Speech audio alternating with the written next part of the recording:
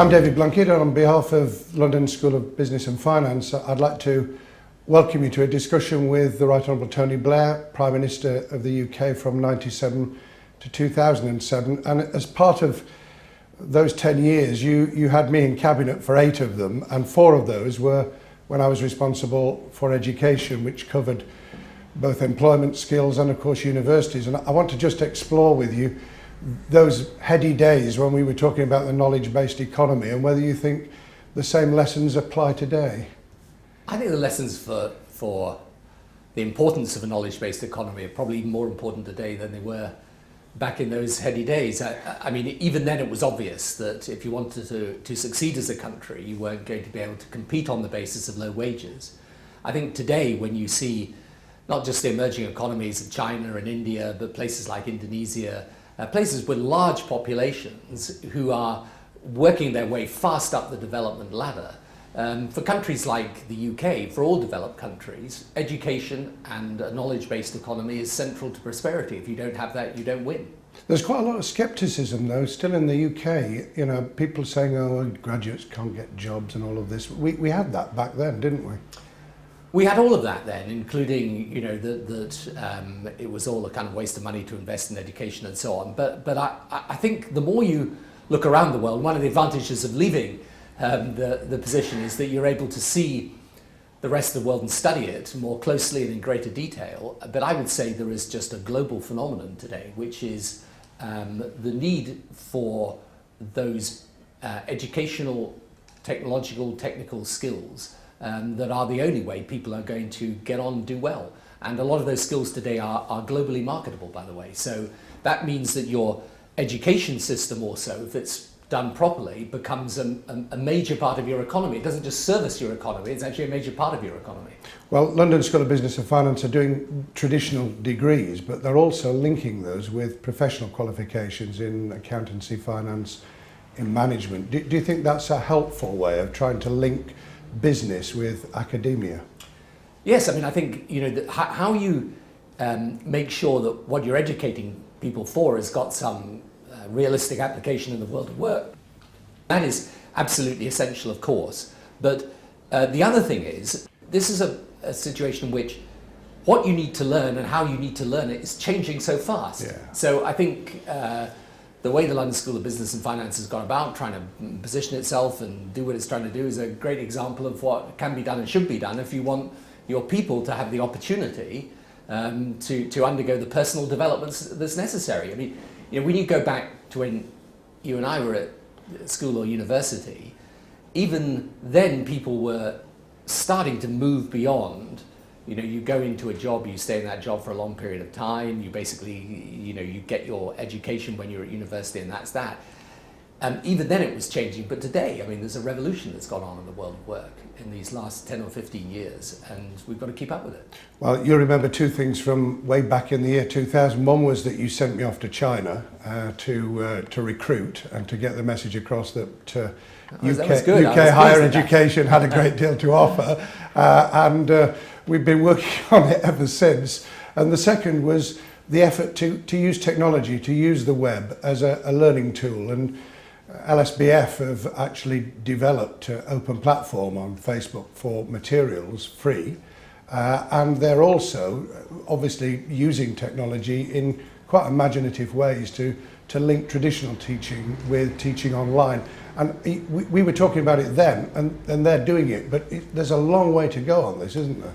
There's a long way to go. Again, round the world, what is happening is that people are using technology in far more imaginative ways, so distance learning and so on. And because the technology makes it possible, why not do it? Indeed, often what I say to a lot of the governments I work with in the developing world is, actually today with the technology and knowledge that we have, don't simply imitate our systems in the West, learn as to how you can in fact move ahead and get ahead of them, because actually we still do things in a very standardized way, because when we were constructing our systems the technology didn't exist. So this is a paradigm change, I would say, in the way that education is conducted.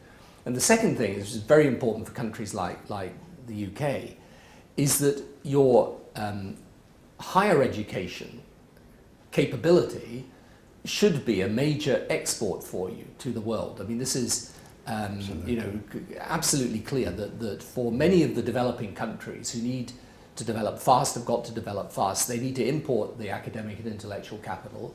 And if we've got institutions that are able to provide that capital for them, it's of enormous benefit, and they will access it. And we've got I think probably a window still to use the English language and the attraction of the historic quality of our higher education, haven't we? I think we've got to build on that rather rapidly. We've got an enormous opportunity, the English language for one, and the fact that actually so many students from abroad come here, because your visit to China, by the way, did yield benefits. I mean, the truth is, we're up there now with the best in the world at attracting students from all over the world to come and study here. And those people go back, not just having studied in the English language, but also with some tie to our country.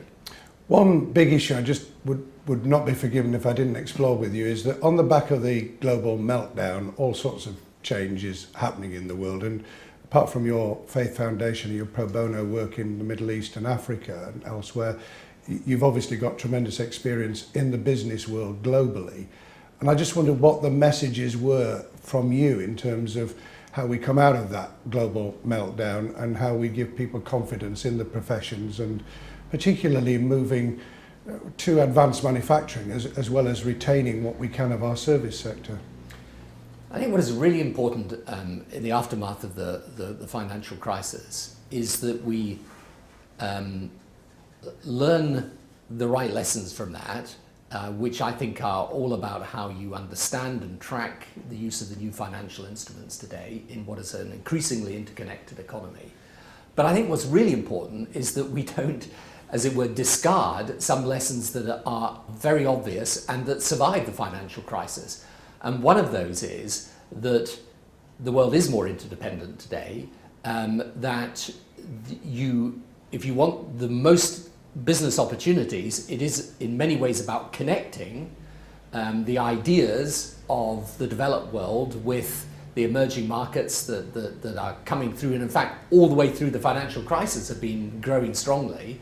And one great way of doing that is through the extension of links in the higher education. So, I think, yes, there are serious lessons about the way we operate our financial system, but I still very much believe in an open economy. I think it's important that we get the right partnerships between public and private sector, and I think the single biggest thing that's going on in the world today is the possibility of the right partnerships between developed and developing world.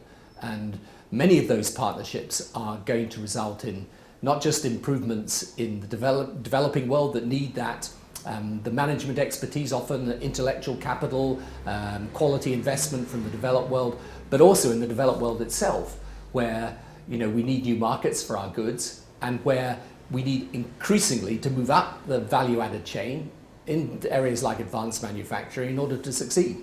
And continuing reform in higher education? Absolutely, that should carry on.